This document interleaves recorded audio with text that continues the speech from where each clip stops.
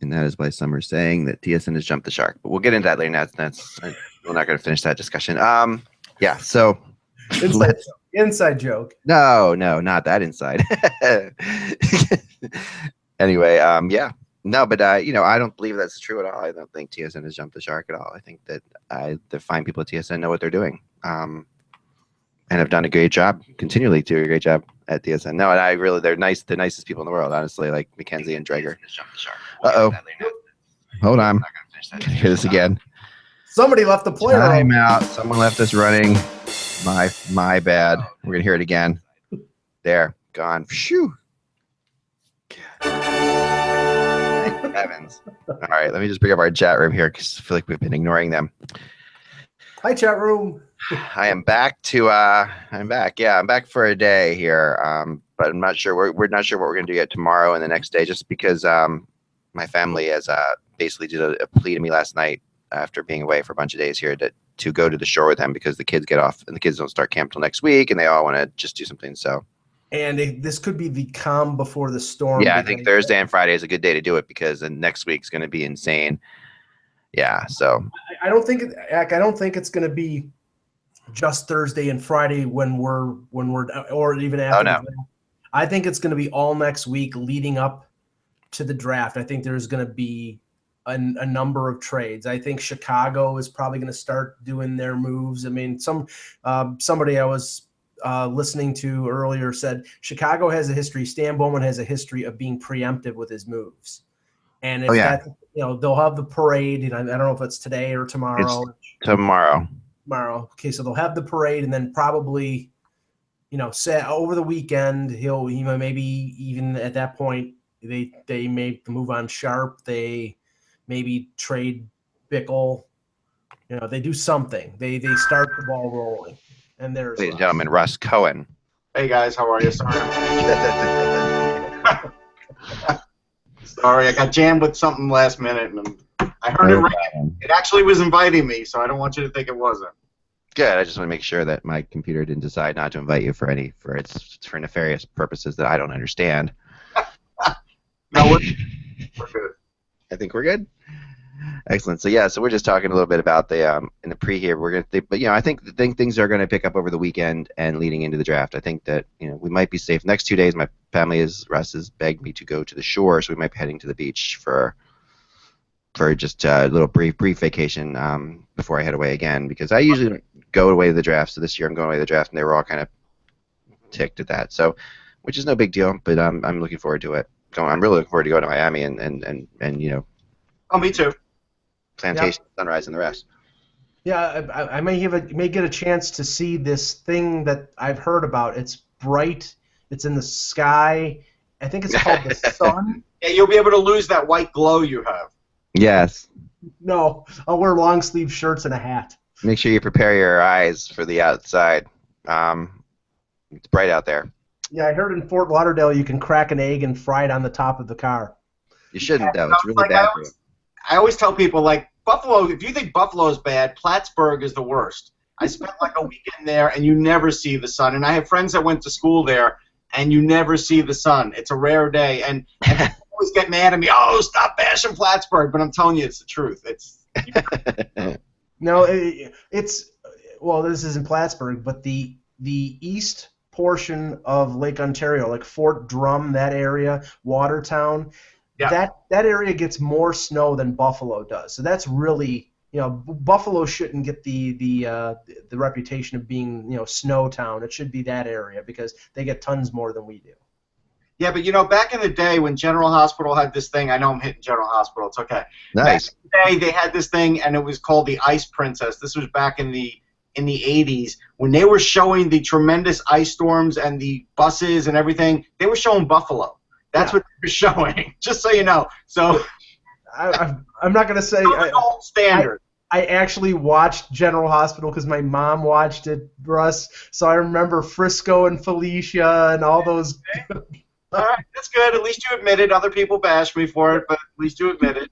But it was my mom. It was all her fault. It's really funny. What I wanted to talk about is so yesterday morning when I was getting up, I had a really early flight out of Chicago, and I put on, the Good Morning Chicago, and I have a love hate relationship with Good Morning shows. Like Good Morning, they're so terribly put together often, and Good morning, Chicago, and you'll hear like a big. Oh yeah, no, it's like the woman is like she's like, well, yeah, I got the sweater, right? I'm not supposed to say the Blackhawks jersey or shirt. I'm supposed to say the sweater, right? That's that kind of show, like I'm like, ugh, But so they're like looking around, and they had a woman in a car, who was like, trying her best to follow the Stanley Cup around all night. So it's like 5:30 in the morning, and the place it's at the Mid, which is a famous.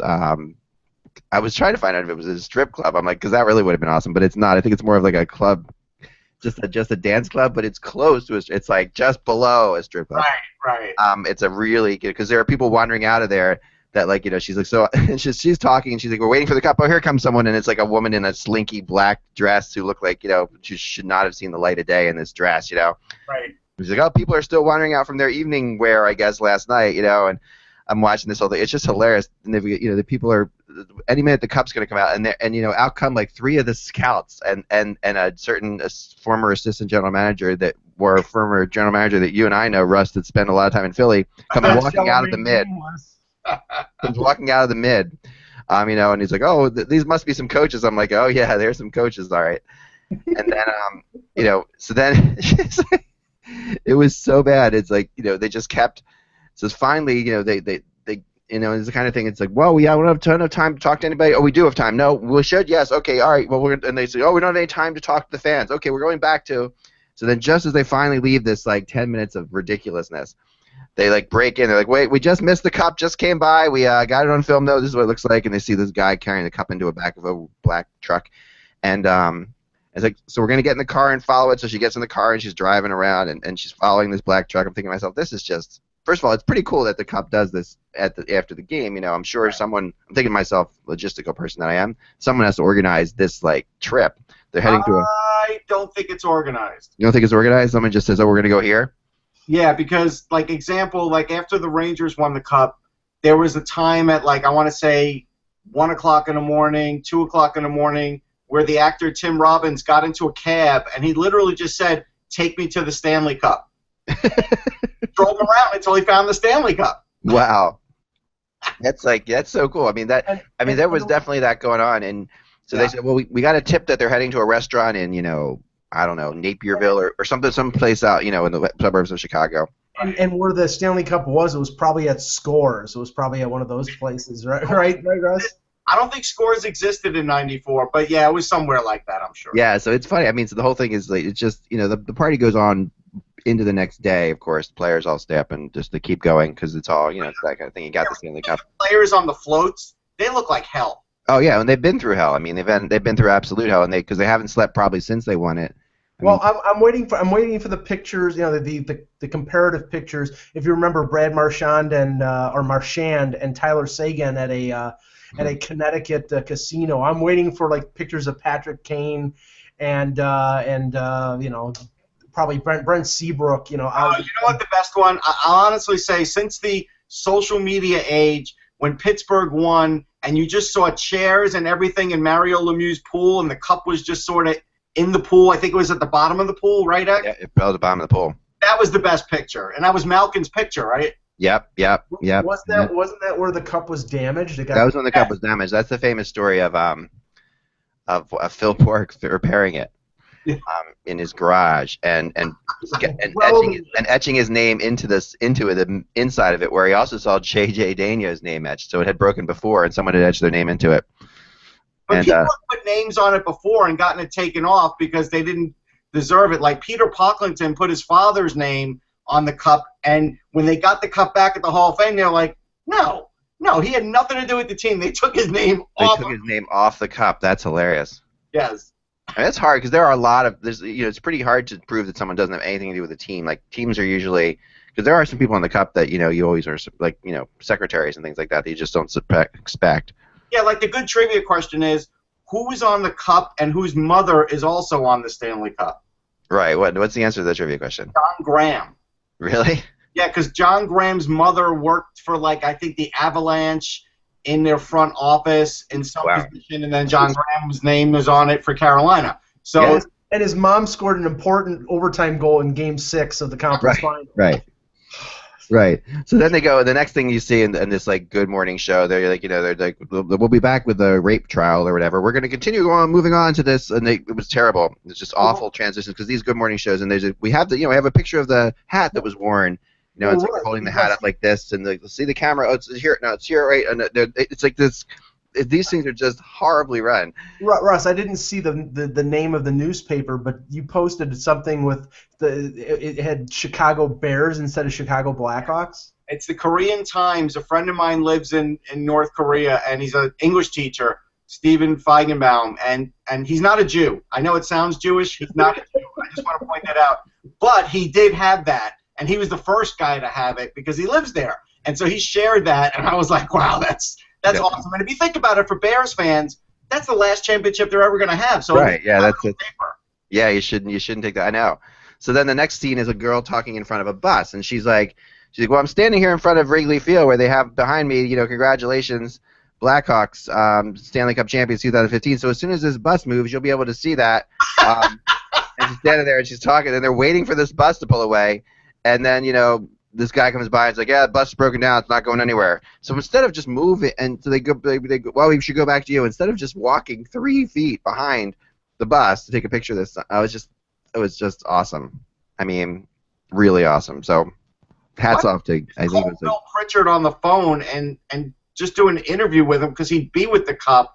And wouldn't that have been easier? If you were a producer, wouldn't that be the easy way? Yeah, just to get his number. I mean, you think if the Hall of Fame would give it to him. Oh yeah, they would give it. I mean, they did seem to know where it was heading. And what was amazing though is all the people that were tracking it. Like people would.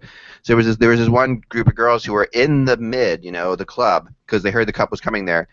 They went outside for a second to get their keys to get their phones to take pictures of the Cup.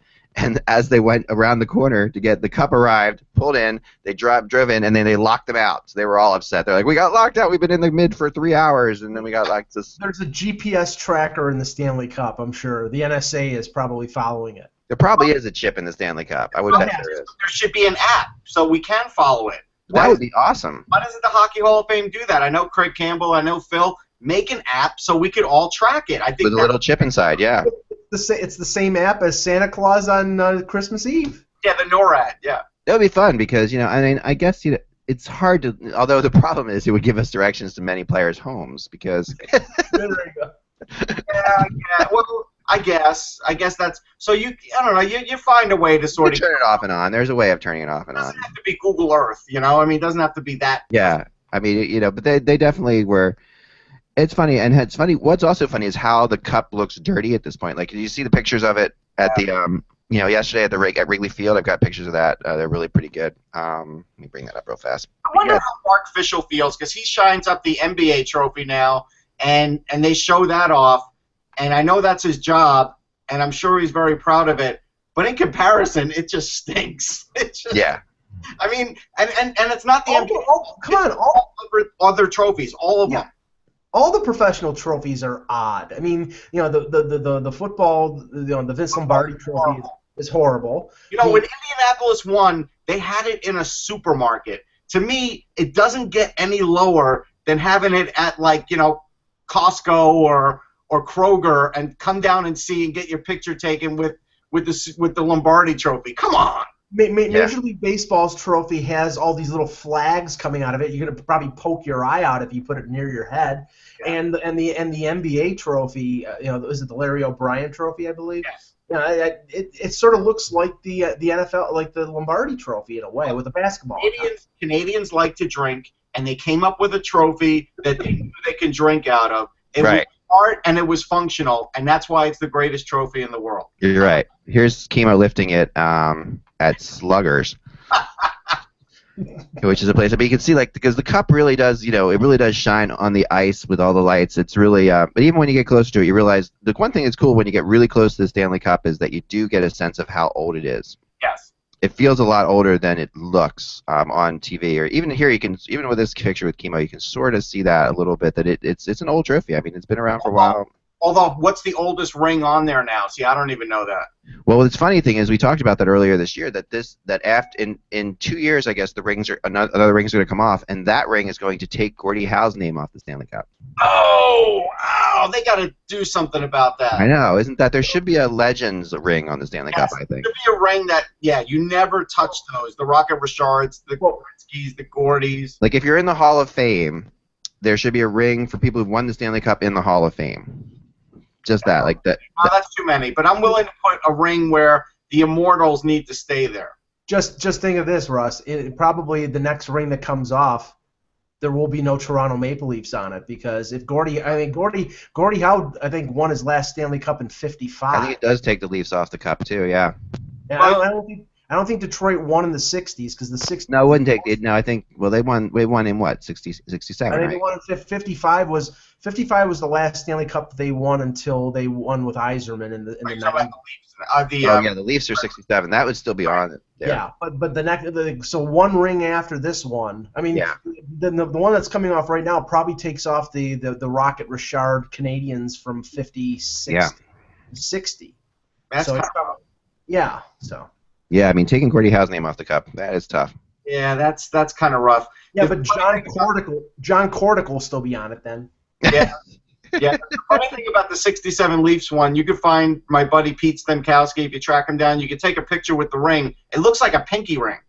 And he showed it to me, the Leafs championship ring. Really? It's nothing like today's rings. Rings are made to display. I mean, you can't wear one of these Stanley Cup rings. I may be wrong about the person, but I believe it was Jim Pappin who played on the 67 Leafs team and then went on to the Blackhawks after that.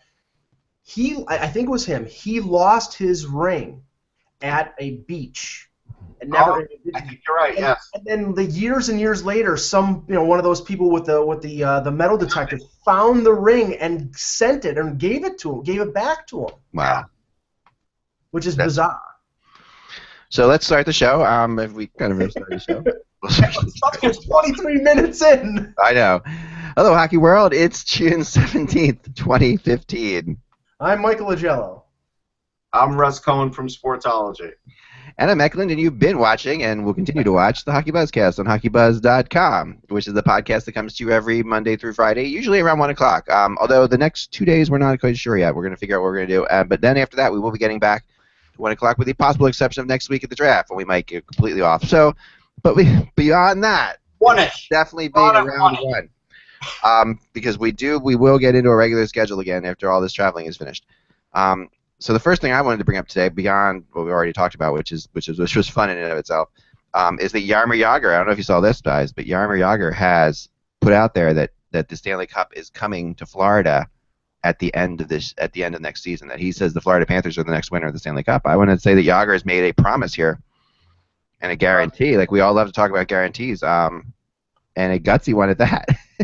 So by Florida, does he mean Tampa, or does he mean Sunrise? No, he says it's the Panthers' turn. You just stole my line. Well, unless they kidnap Steven Stamkos and trade for Phil Kessel, I don't think that's happening. Yeah, I know. So, but I don't want to get into Phil Kessel.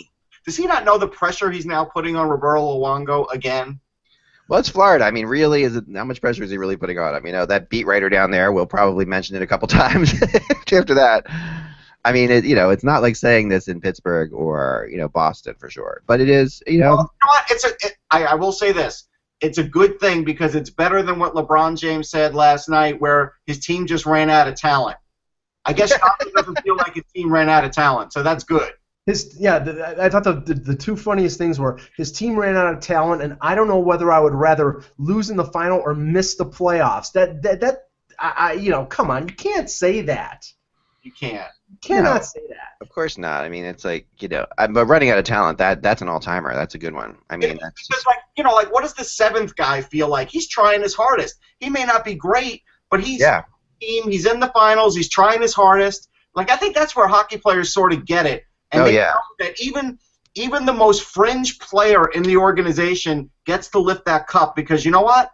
They're in the organization. If you played X amount of games, you get your name on the cup because you know what? You contributed. Well, Russ, that being said, when your outlets are New York Knicks castoffs, then you are playing without talent.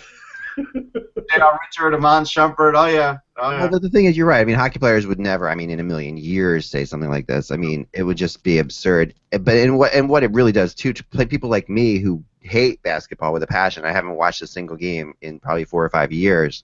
It just tells me again what I think basketball is, which is just rich teams putting together all-star teams to win. And that's this. He's saying, well, we weren't an all-star team, and therefore we can't win. So there, he's just kind of clarifying the stereotype that no everyday team in the NBA can actually win anything. Yeah, but one point I heard yesterday, and it is something to be concerned about in regards to the NHL as compared to the NBA, is that if you look at the NBA final, who stood out? The star players stood out. Curry was the standout for Golden State. LeBron was there on an island for Cleveland, and he stood out for Cleveland. In the Stanley Cup final, Kane was shut down until he scored that final goal. Yeah. Stamkos was not. I mean, he didn't score. Not that he was non-existent, but the star players didn't ascend to a higher level in the NHL. I'm not going to totally agree with that. No, okay. Kane did show up in Game 6. He did have a goal and an assist, and important ones, not just like pile on. His passes. So there's that. Taves had a really good series. Duncan Keith won the Conn Smythe. Duncan Keith was there the whole time. He played over 700 minutes in the playoffs. Yep.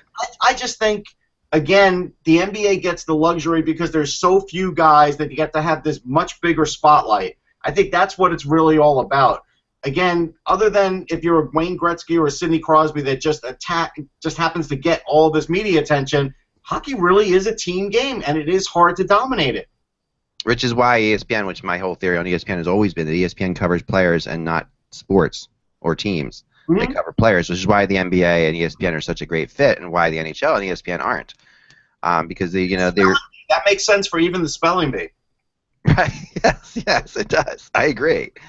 That's pretty funny. Yeah, I've talked to a lot of people at ESPN and over the years about this theory because it's like they really do. When you watch the ESPN, SportsCenter, it's talking about players, individual players, often, and very rarely, do they get into teams. And hockey is impossible to do that with. I mean, you're absolutely right that even the fourth liners on teams, when you're in that locker room, they're not treated like fourth liners necessarily. I mean, the star players, everybody knows they're the stars, but they don't talk down. You never see an all-star player in the NHL talking down to another player on his team. He played 3 minutes. He played 3 minutes. He is getting treated like a god in Chicago. He wasn't even there that long. It's a respect factor. It is a respect factor, and it's something that hockey does right. So I definitely feel that's the thing. Talking of things that hockey does right, let's talk about Phil Kessel for a second. Because we get into this today, so you might want to make some popcorn or put on some soup or get some hot towels, wake the children, kind of thing. God. So Phil Kessel has given his list of 8 teams, Mike.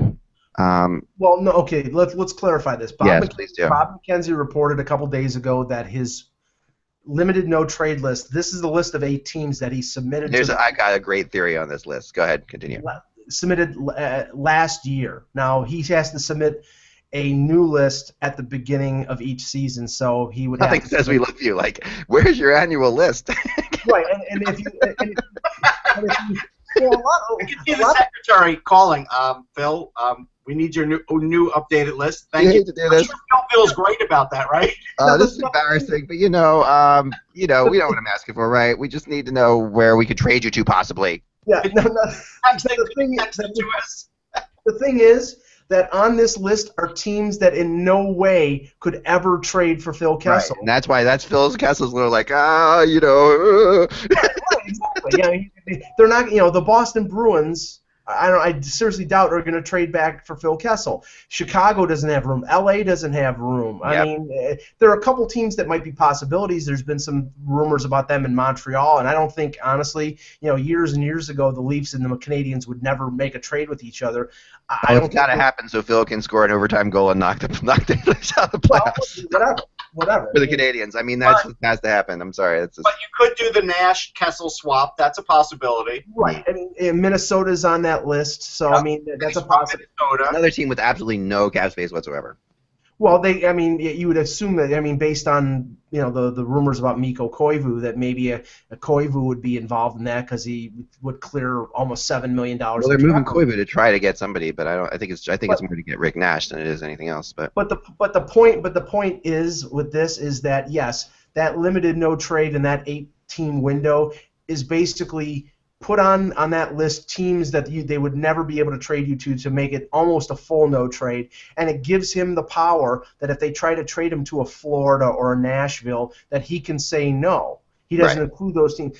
I think, and I have nothing other than just my theory on this, I think he wants to get out of Toronto. I think he knows the direction that the organization is going. It's going to be a rebuild. By the time they're ready to compete again, he's 30, 31, 32 years old. He's going to spend the core prime years of his career in a team that's rebuilding, and he's going to be the symbol of their failure if he stays there. So I think if they get him to a team that he could accept, maybe like a Florida, maybe Minnesota, something of that nature, he will accept that trade. But it does give him more power to control where he wants to go. Yeah, there's no doubt. I think he's probably fed up with the Toronto media, and look, he still has good seasons. I mean, no matter what, he scores 25, 30 goals. And even on the Leafs that was really bad, he wasn't that far from being a point-a-game player, which on that team was nearly impossible.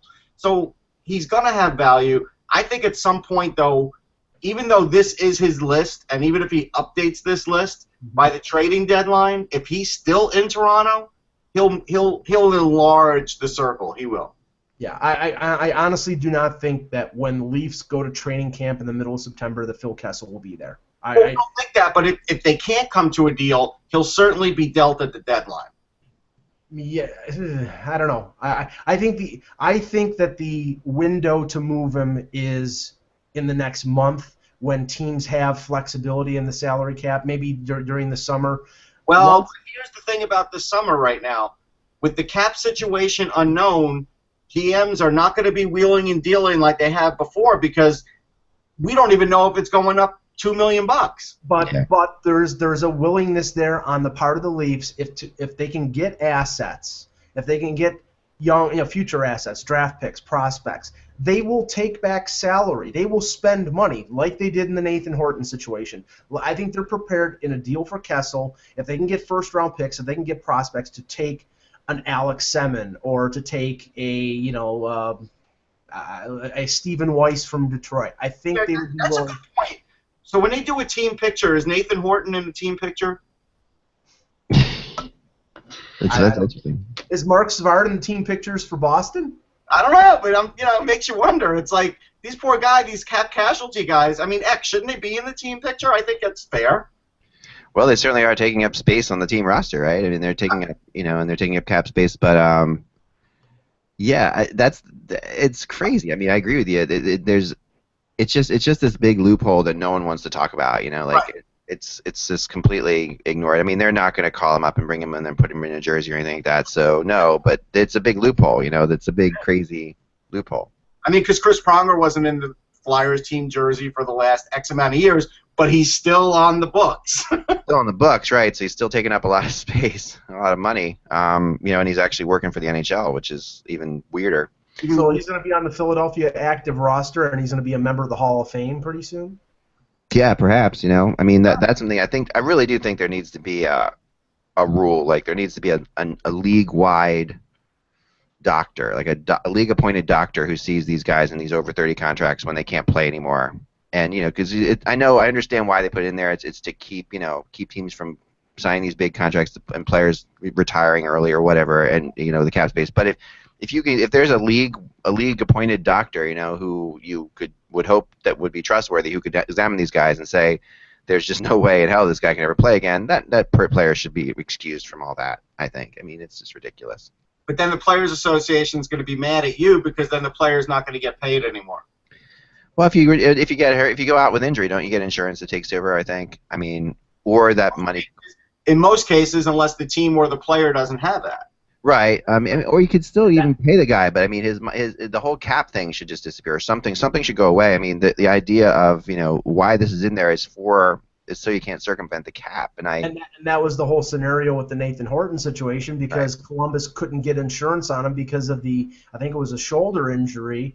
So they didn't insure him. Apparently they could have insured him for everything but the shoulder. Yeah.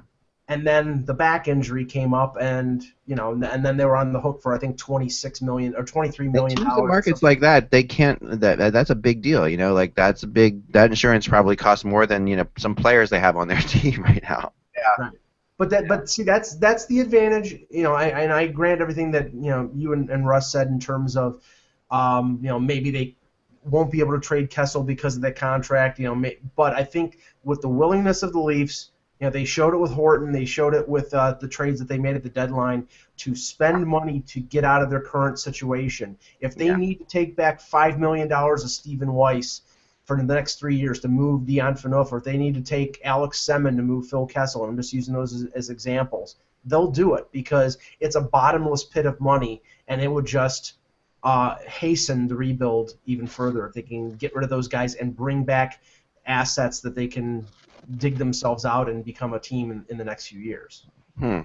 Yeah, I think from talking to people, I think Kessel is tradable. I don't think there's any question about that. I think there's more tradable than Phaneuf. Yeah, he's more tradable than Phaneuf. Although both are more tradable than I think they should be. Like I think Phaneuf shouldn't be tradable at all, but he is definitely tradable. Kessel I think should be tradable. Rick Nash is very tradable too. Yes. And this is, that's, Gotta give a list now, too. He's on a limited no trade now. Right. Right. Like, he gets to, I love the difference between, at least Kessel's of 8 teams you get to pick is better than 12 teams you don't want to go to or whatever. It's like, when those lists come out, that's what really sucks. That's just like, Edmonton, Winnipeg, Buffalo. Only in the minds of agents could you even come up with these things anyhow. Oh, yeah. There's no question about that. And this is all. And it's all again. It's mostly in there as cap circumvention. Really, at the end of the day, because these things are ways of getting more value out of something. Like if I go and I've got 2 contracts, this guy's giving me a no trade. Well, that contract's more valuable because I get to control my fate. I think no trade clauses should be eliminated and guarantee contracts should be eliminated. So how about that? That's what I think. No, you should never eliminate the guarantee contract. Not in that sport. They're too risky. But I do not believe that guarantee contracts and salary caps can exist in the same world. I think that's. I disagree with that, but I'll tell you this. I think there should be a price level that a team could buy out a player for the no trade to get it back. I think that would be fair. Because in other sports, like in baseball, you could go up to a baseball player who's got a no trade and say, hey, we'll pay our way out of it, and it's happened that way. There have been deals made, especially with the Yankees, where they buy someone out of their no trade just so they could trade them. Yeah, I don't think you can do that in the NHL, but I think they should allow that. All right, here's what you do in the NHL. This is really easy. You go to Phil Kessel and you say, all right, Phil, we've got this charity thing next week we want you to come to. We're going to pay you $2.5 million to do it. And then when you come there, come to the charity thing, and you don't care if we trade you to Nashville, right? There you have it, right? That's I'm amazed that kind of stuff doesn't happen more often, and it does happen. I've talked to players, and that definitely happens. Of course, the NHL would get all crazy up in their grill about cap circumvention again, but the whole thing is, there's more than one ways to skin a cat, So look, speaking of the cat, like Emile Francis basically told me. He would have contracts, and he would talk to a player about it, and if he didn't sign it, he'd put it in his drawer like it never happened, Yeah, right. And no one would ever find out about it. There was no electronic media. There was no way to trace it. And he would talk to guys about, hey, would you want to come here? Those things always happened in the old days, so I can't believe that it doesn't happen now. Yeah. It's really That would be naive of us to think that. I agree. I totally agree, I'm really, I'm not surprised that it just doesn't. I'm just surprised it doesn't get reported on more than it does. Because it's out there for sure. But to me, I don't know. I think so. There was somebody was telling me. I'm trying to find the exact place it happened. But okay, so Daniel Alfredsson's presenting the award for the Calder. Have you followed this? For the AHL, for the Calder, for the NHL. The Calder for the NHL. Okay. The Calder Trophy. Right. People are out there believing. There's a weird echo now, isn't there? Jeez. People out there are believing that this is the NHL's way of saying that Mark Stone is going to win this trophy. Like, that you have Albertson in. That's idiotic. Just saying. This is what happens. Yeah, I mean, because, we're bringing in, why else would you bring in, Daniel Alfredsson's kind of random. He's not that random. He's just an NHL star. Hey, Daniel Alfredsson, you want to be a part of the awards? Okay, like, that's just crazy. He won the same trophy for the Ottawa Senators. Right. He's a former winner. That's the connection. That's it. It goes no further. All right. We'll see when Mark Stone gets announced. So what if they brought in Chris Drury? Then what would they say? It's like, come on. Yeah. I do think Stone's going to win it. I don't think so. No? No. Who do you think's going to win it? I think Gaudreau might win it. Yeah. I think Gaudreau might win it, and if he wins it, he'll be on a short list of guys that have won the Hobey Baker and the Calder Trophy. Chris Drury is one of them. That's pretty cool. Yeah, no, I do like that. And Chris Drury won a Stanley Cup too, of course. So. And a Little League World Series. I mean, And a Little League. That's a really hard one to top. Yeah. No one's touching that one. No, that's one of the unbreakable things. Win a Little League World Series with Calder. I don't think Brian Holzinger won the Little League World Series. Right, you got everything but the Little League World Series. Sorry, you don't qualify. I mean, they're just bringing in a former winner. I mean, come on, that's just idiotic. We'll see. I mean, I'm all, I got my tinfoil hat down here somewhere. I've got my conspiracy stuff going on here.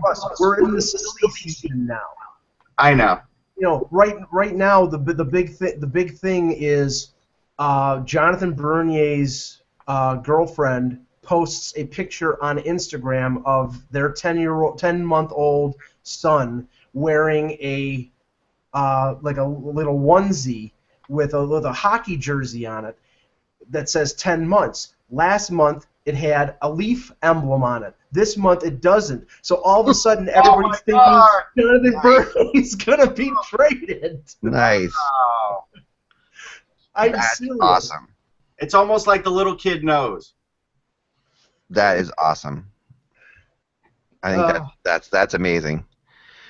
There was a really a good this I kind of like. And this just shows again that we talked about before about what the heck is going on with our echo here. Cyber attack. Yeah, it is a cyber attack.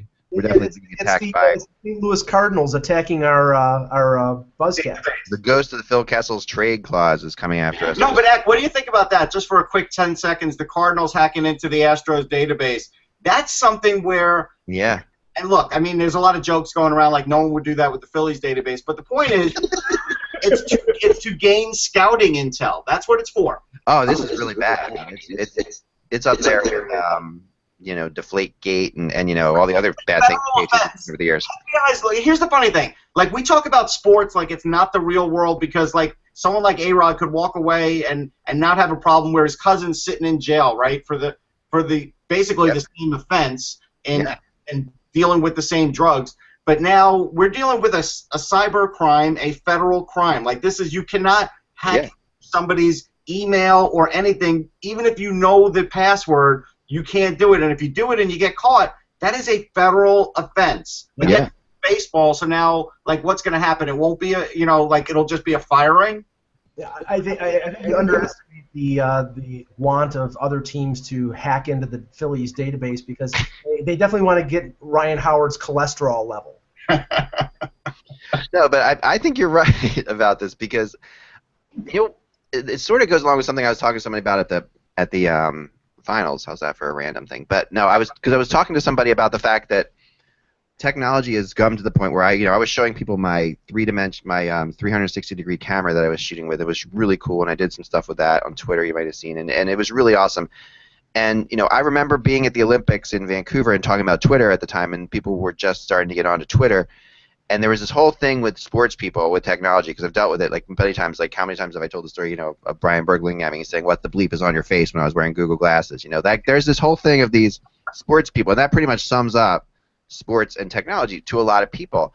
Yeah. What I've seen recently in the past few years is a shift of that extremely that shifting a lot, like to the point where sports now, there have been the old school who used to be like, oh, what, if you used to go and say, listen, this is what we're going to do, Berkey. We're going to hack we're gonna hack the LA Kings database here. Burke will be like, what the bleep you gonna do? Right. That's pointless. Why you gonna, why would you do that? But they don't have anything interesting. You can't even pull that. Or whatever. That was the old school thing. That has gone away really to the point where you get that people understand technology. And the NHL has, I noticed at this final more than ever before, hired a lot of young people who are incredibly savvy. I mean, all these Instagram pictures you see and stuff like that are taken for the NHL. There's a whole group of these young people that are in their early 20s who completely get technology that are working probably for nothing or just interning.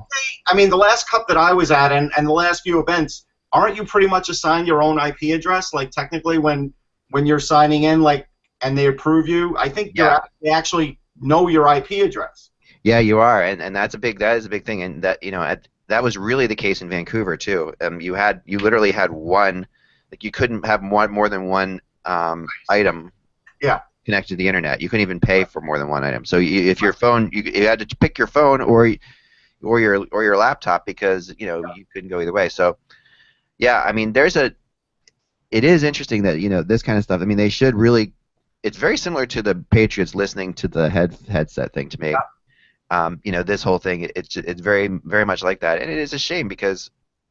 I mean, it's even worse than that, though. It's just it really feels personal when they're hacking into using private passwords and all this to get this information. Just imagine if a team's drafting 5th, right? They hack into a team's database that's drafting 3rd. Oh yeah. Know what they want. Oh, here's what I've always wanted to do. Here's what could get me thrown in jail someday. But I've always wanted to do this, and I'm amazed this doesn't happen. I've mentioned this before, I think, but my sister-in-law is kind of hard of hearing. She can hear but not a lot, but she's an incredible lip reader. So and there's a lot of great lip readers out there. I don't know why there aren't. If I had money, and wanted to do something really interesting, I would put together 50 of these lip readers and plant them throughout the arena in Florida, and then have them all with binoculars checking out what's going on at these tables. When the people are talking to each other, because they're saying stuff pretty openly about, but they're saying it kind of quietly. Well, I'm amazed that no one has done this. That might be a good idea, but I think the solution to that is everybody at the draft tables would grab their baseball gloves and put them over their face. They would, but not right away. Until they knew it was happening. So if you see people doing that this year, it's only because they're afraid of me. No, but reading from a very far distance, you don't get close enough. Nobody gets close enough to the draft floor. That would be a hard thing to do. No, with binoculars, I asked her. I said, "How far could you read?" Because we've been on the beach, and I've sat there on the beach, in a moment of boredom, and I'm like, "Hey, look at these binoculars, and look at that guy down there, And after, of course, she feels like she's creeping on him. I look at the guy down there and tell me what he's saying. She can do it. Okay. The solution is that everybody would text to each other. Right. What was that? I lost it completely in your echo. Everybody will be texting to each other at the table, so there will be no lips being moved. Yeah, no, I agree. And then, of course, you can, it'll be much harder to hone in on someone's phone. But, hey. I don't understand why teams don't text more either, by the way. Like, as an example, we go back to baseball, the Phillies couldn't take their pitcher out who's a regular player because the bullpen phone is off the hook. It's like, that, I agree. How low tech can you be? I'm thinking, nobody could text somebody and say, hang up the phone? It's like, why do you even have a phone anymore? Are you not allowed to have phones in the locker on the bed? I guess. But, I mean, at some point, that's got to change. I mean, that's just stupid. And I've got a picture on my page, of Bob McClure holding up the white, basically. Right. And trying to get their attention in the bullpen. That's incredible. It's just stupid. That's incredible. It really is. I mean, you can, and there's iPads on benches, and you can text an iPad. So right. So why can't the teams have an iPad in one spot, and an iPad in another spot? It would be so much more effective. It doesn't even make sense not to do that. Yeah, I do agree. Well, let's get into some rumors before we get out of here, because I know that's why everybody came to the show, or partly, why people came. We'd like to think. By the way, I'm keeping the Chicago Blackhawks emblem up there until next week, and then I will put the draft order on the back wall. Oh, nice. Okay, perfect. That sounds great. So Patrick Sharp, here's one I've been talking to people about. I mean, he hasn't even I don't like to report on rumors until the player's done playing, and someone said I should extend that till they're done the parade, but I'm not going to go that far. So because we don't have that much time here, but Patrick Sharp has a lot of value. There's a lot of teams that are interested in him. They're going to get a good deal for this guy. And I think he realized it was time as well. Even when he was talking to him on the ice, after the words. So 3 teams: Nashville, the Capitals, and the Islanders. 3 teams that I heard. The Caps make a ton of sense in my mind because he's bringing up. This is a team that has not been able to succeed in the playoffs, and they need a guy who's got this. I mean, he's done so much. Sharp has been through the whole thing. He's perfect fit for that. Well, I think what the acquisition of Sharp would do for the Islanders, it would. I mean, because they moved different line mates with Tavares throughout the year. They even moved Strome to the right wing and played him with Tavares, I think, in the playoffs. I think they want to get Strome back in the middle. Mm-hmm. So I wouldn't be surprised if they traded for Sharp, that they put Strome in as a number 2 center, make Grabovski their number 3 center, and then put Sharp on the wing on one of those 2 lines. I mean, they have flexibility because Anders Lee and Brock Nelson. They have a lot of guys who can play both center and wing. I don't know if Lee has the speed to play center in the NHL, but he's a big guy. But here's the thing. Sharp had 16 goals and 43 points. I'm not giving up a first-rounder for that. I mean, that's as crazy as giving up a first-rounder for, Vermette, even though they did win the Stanley Cup, so that's worth it. Well, you're talking about a guy who's a 45-point guy now. Right. I honestly don't think the Islanders would give up they don't have their first this year. They have their first next year. And honestly, I think defense. Got to remember, Patrick Sharp plays no defense. Yeah. Right. I would think that they would probably have to give up somebody like a Griffin Reinhart or something of that nature. Oh my God, I'm not doing that. No way. Yeah. I would rather sign some other free agent who needs to live in New York or Connecticut, and I'm not saying Martin St. Louis because he might hang it up, but somebody like that for like $1 million or $2 million rather than doing that. That's crazy. Agreed. There's just Sharp's a good player, and he's going to add some experience, but he's not going to take you over the top. He's going to score a few goals. I think Washington makes more sense than the Islanders. I agree. I don't even know if he makes a lot of sense for Washington because they got to a certain degree this year as far as in the playoffs. They play a better defensive game. Sharp doesn't. Kuznetsov is emerging. Burakovsky is emerging. Do they really need another older guy? Now, Ward probably won't be there, right? He's the guy we're expecting not to be there. But he was sort of a greasy defensive guy who could score some goals. I don't know if they need Patrick Sharp. Yeah, I think Nashville needs a guy who could score. Nashville always needs a guy who can score. That would make complete sense. They need a guy. They need centers. They don't need another winger. No, they do. That's true. And I think that I really do think that the Caps are making a mistake by not bringing Ward back. I want to throw that out there. Yes, I agree with that. I think that Ward. I think that the big problem with Ward that I've seen so far. Maybe Russia, you should try logging out now that we've all tried it. Enjoying the dance. Whenever we. Mike, you there? Okay. Am I talking to myself now? Mike, are you there? No, I'm here. Okay, good. All right, so, yeah, I thought the experiment when they put Ovechkin and Backstrom and Ward together was phenomenal, and I don't understand why that line didn't stay together, to be honest. I felt that was a perfect combination. You have a bunch of forwards right now. Glenn Cross was a rent-a-player, so if he goes someplace else, he goes someplace else. But, Beagle and Fair and Ward, all free. These are all guys with size, played effectively for them during the playoffs. They may bring back one of them, maybe 2 of them, but I don't think they're going to bring back all 3, and that would allow them to fit a guy like Sharp. But the cap hit is almost $6 million. It's not. I don't think it's a cost-effective move. He's 32 years old. I think he's on the downslope of his career. Yes, he's won 3 Stanley Cups, and that is worth something in terms of that experience. But I think it makes more sense for a team like the Caps because I think they need depth on the wing than the Islanders. With the Islanders, I think they need that experienced guy to be sort of a leader, but his skills are diminishing a bit. I don't know. I said maybe he plays on the line with Tavares, but I don't know if he can keep up on the line with Tavares another couple of years. Yeah, I mean, I think that's an issue. I think with Washington, I think they'll bring back Beagle. Beagle was huge for them. I think Eric Fair, unless they're playing an outdoor game, they could let him go. If they're playing, I'd re-sign Eric Fair. But other than that, yeah, I think Beagle's on the way of becoming a heck of a player. I agree with you. I think that they realize that too. They realize that he could definitely top into his top 6 role. Yeah, he was. He was hugely important for them. I mean, I get what you're saying about the Islanders, and if they came up with the right player, if they wanted Mayfield and a second rounder, okay, that I'll listen to. But Griffin Reinhart, no way, because here's the problem, and I think we're learning this in the NHL, and St. Louis was sort of the freak about this. When you're a speed guy and you start losing the speed, the wheels could come off pretty quickly. And this is a speed game now, and so that's why a guy like Jágr could last forever now, because he's figured out how to play the tough, greasy game, and he's built his body up. So now he doesn't have to worry about speed. But a guy like Patrick Sharp, he's speed or nothing.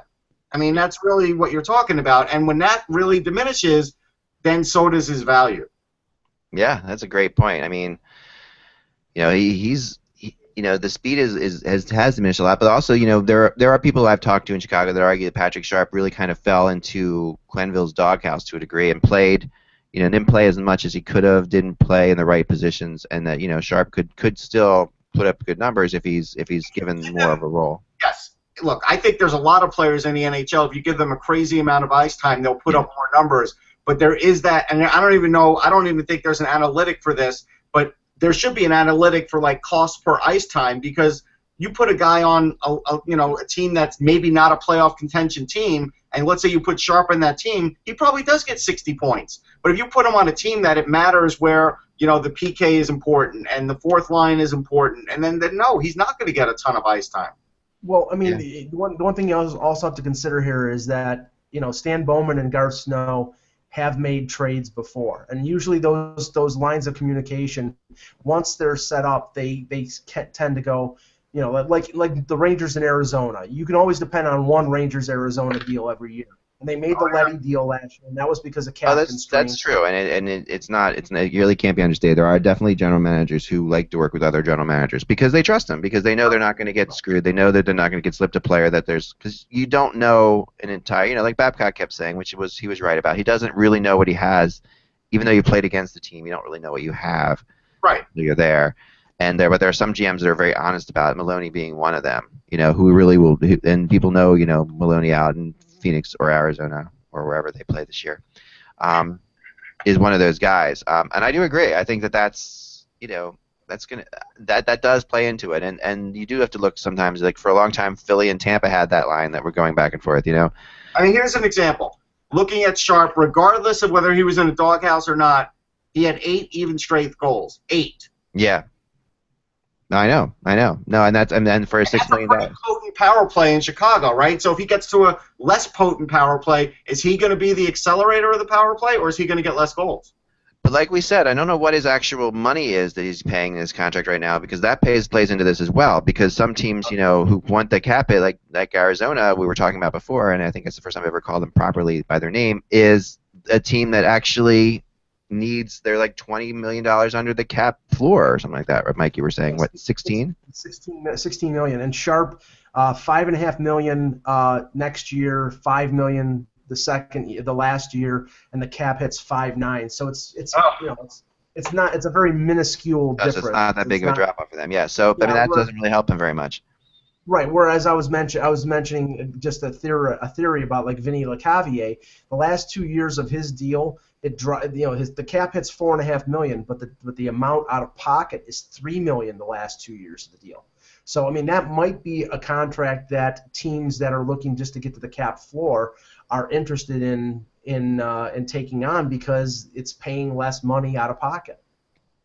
I still wouldn't be surprised if Vinny ends up in Nashville somehow. Surprised. I don't think any team's taking him. I think that's the one place that could. I mean, I think that's the one place that, because they do need. We don't even know if he'd accept it. Well, he didn't before, but but that could change. And I mean, he could get. Now, so he might be willing to hear out Hackstall and see how that goes. That's No, that's a good point. From what I've heard, Hackstall is kind of very open to that, like to trying to see if Vinny's got something left in his tank. What I'll be surprised at, and we'll start hearing this news in the next few days, is because I'm not exactly sure when the buyout window begins or if it's already. It actually begins now, right? I mean, you can actually buy out players now. There was talk about Cody Hodgson with the Buffalo Sabres, and the reason that even though I think that there is room for him to as a reclamation project, if the Sabres buy him out this year, the cap hit is only 1/3 of the amount of the remaining amount of his deal. It would be less than $1 million spread over 8 years. Next year he's over the. Yeah, go ahead. I talked to somebody about this, and somebody really in Buffalo, and they said, although it was being looked at as an option, it wasn't nearly as likely as has been played out that they would buy out Hodgson. That they learned from Nate Gerby, because that sounds like the Gerby deal. They didn't save that much money on Gerby, and they got killed on that. Well, when Tim Murray goes on a Buffalo radio station and mentions it, I mean, it's not like it's coming. Oh yeah, no, it's not like it's coming out of left field. I agree with you completely, and he did mention it and all that stuff. And there were people in the Sabres organization who weren't really thrilled about it. But I think I didn't hear the radio interview, but even in the interview, he said that was not like a definite thing. Like, that was something that they were considering. But he's sort of, I mean, to your point, Eck, he is undercutting any trade value that he may have had because of the supposed buyout. I mean, like if another team is saying, okay, well, you're thinking about buying him out, so I'm not going to give you anything for him. I think Cody Hodgson did that all on his own last year. or he is trying to light a fire under him. That could be more likely. But if they give him another chance, that they go with him for another year, and he has another year like he did this year, and they buy him out at the end of next year, the cap hit is double what it would be if they buy him out this year over 6 years. So I think Nolan screwed him up. I do. Yeah, he does. Yeah, but the thing is, Russ, he's a center. Nolan played him on the wing. He's not a winger. Right. And the problem is now they have, Eichel. They have Reinhardt, who may start in the AHL. They have Gergensons, who's better at center. They really don't have. They want these young kids to play, so they really can't play him at center. So I think they're going to buy him out. But you just said Reinhardt could start in the AHL. Who knows if somebody's going to have an injury? You can't predict those things. I'd bring him in the camp. There's no way I'd be rushing into this because the kid does have good hands, and I think someone does need to look at it and say, yeah, did Ted Nolan screw him up? Did Ted Nolan screw up Grigorenko? Did Ted Nolan screw up Zadorov? Yeah, I think he did. Yeah. Well, Grigorenko's going to the KHL, so they're not going to have a chance. He is? Is that definite? A lot of rumors around here are saying that he's gone. He's not coming back because he's a center as well, and he knows that he's not going to get playing time behind all these other guys. Okay, and then Zadorov, so they're going to lose him too? I mean, this is... Okay. I think it's big prospects that they're losing because they have a lot. These are big players. I mean, if they do, I mean, I know they have a ton of prospects and one of the best, but this is not a small deal to lose these guys. No. So before we go, I'm going to be working on Dubnyk today. As far as I've heard a bunch of stuff going on, that this is turned into a really interesting situation now because of the fact that there are some teams with a lot of money who are looking at him, and Edmonton's one of them, and that's a possibility that he'd go back to Edmonton. I don't think it's a possibility for Dubnyk. I think that's the issue. I actually heard he liked it there, and he liked the shopping. His wife liked the shopping. Is that where he liked it in Edmonton? So we'll see. But that's all the time we have for today, guys, and we'll be back again tomorrow or Friday or Monday, depending on a couple things. We'll figure it out soon. But guys, remember, without the buzz, it is just hockey. Thanks so much for joining us, and have a good rest of the week.